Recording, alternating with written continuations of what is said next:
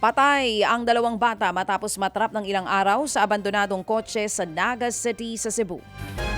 Unang nagkagulo ang ilang residente dahil umalingasaw po ang mabahong amoy mula sa abandonadong sasakyan.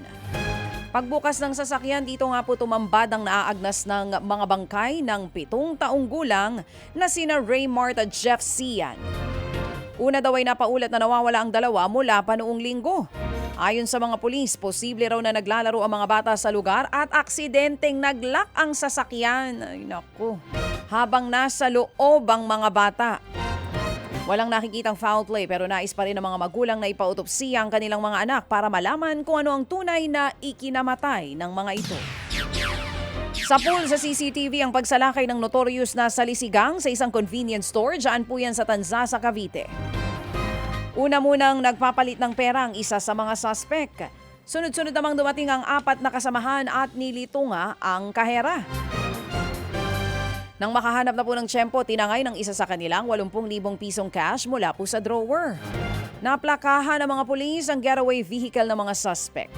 Natuntun po at inaresto ang dalawa sa kanila, kabilang po ang babaeng itinuturong mastermind.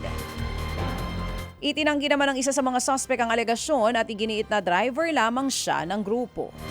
Nasampahan na po ng reklamong theft ang mga suspect habang tinutugis pa ang 3 kasabwat. Grounded o hindi muna paliliparin ang 16 na trainer aircraft ng Philippine Air Force. Kasunod po yan ang pagbagsak ng eroplano sa Tuba, Benguet kung saan 2 piloto ang patay.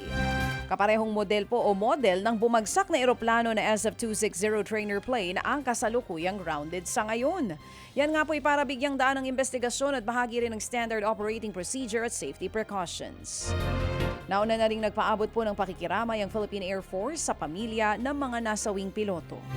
Ayon po sa PAF, kabilang ang bumagsak na aircraft sa 10 eroplanong lumipad.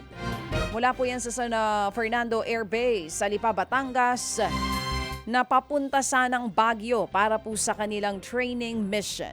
Mga kapatid, patuloy po kayong tumutok sa 105.9 True FM para sa totoong balita, impormasyon, music and entertainment. Mag-subscribe sa aming YouTube channel at podcast at sundan nyo kami sa Facebook, Instagram, X at TikTok sa True Network PH. Bisitahin din po ang aming official website, truefm.ph.